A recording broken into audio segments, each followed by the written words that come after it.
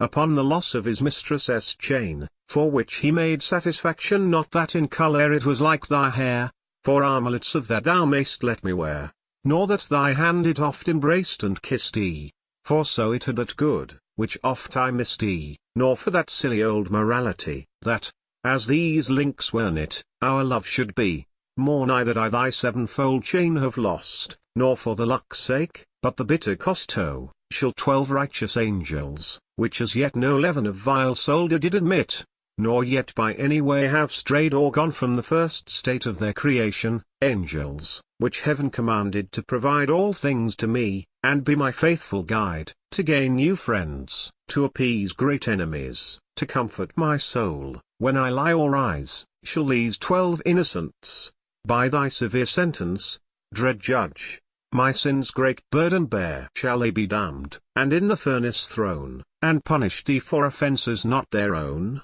They save not me, they do not ease my pains, when in that hell they're burnt and tied in chains. Were they but crowns of France, I card e'en not, for most of these their country's natural rot, I think, possesseth. They come here to us so pale, so lame, so lean, so ruinous, and how so if French kings most Christian be?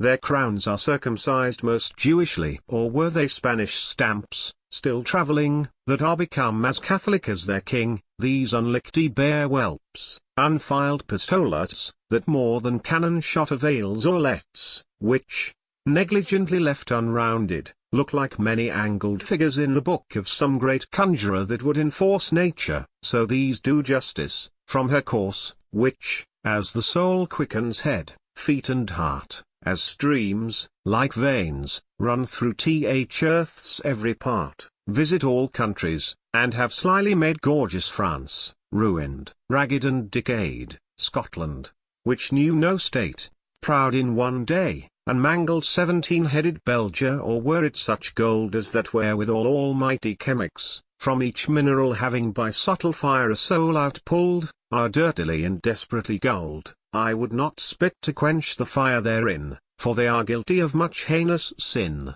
But shall my harmless angels perish? Shall I lose my guard, my ease, my food, my all? Much hope which they would nourish will be dead, much of my able youth, and lusty head will vanish.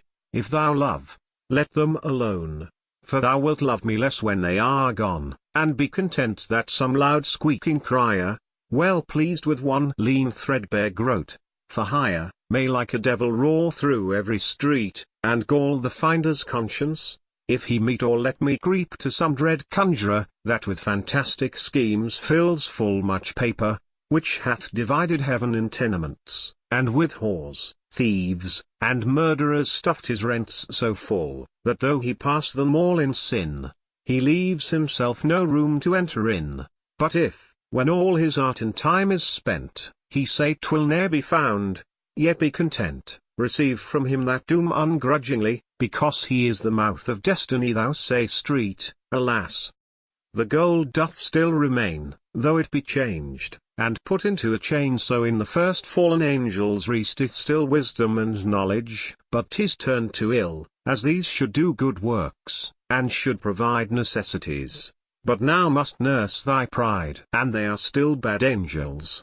Mine are none, for form gives being, and their form is gone. Pity these angels yet, their dignities pass virtues, powers, and principalities. But thou art resolute, thy will be done, yet with such anguish, as her only son the mother in the hungry grave doth lay. Unto the fire these martyrs I betray. Good souls, for you give life to everything. Good angels, for good messages you bring. Destined you might have been to such an one, as would have loved and worshipped you alone, one that would suffer hunger, nakedness, yea death, ere he would make your number less. But, I am guilty of your sad decay, may your few fellows longer with me stay. But oh, thou wretched finder whom I hate so, that I almost pity thy estate, gold being the heaviest metal amongst all, may my most heavy curse upon thee fall. Here fettered, manacled, and hanged in chains, first mayst thou be, then chained to hellish pains, or be with foreign gold bribed to betray thy country, and fail both of it and thy pay. May the next thing thou stoopst to reach, contain poison, whose nimble fume rot thy moist brain, or libels, or some interdicted thing, which negligently kept thy ruin bring. Lust-bred diseases rot thee, and dwell with thee itching desire, and no ability may all the evils that gold ever wrought, all mischief that all devils ever thought, want after plenty, poor and gouty age, the plagues of travellers, love, marriage afflict thee, and at thy life's last moment, may thy swollen sins themselves to thee present but, I forgive, repent thee, honest man. Gold is restorative, restore it then, but if from it thou best loath to depart, because 'tis cordial, would 'twere at thy heart. Death,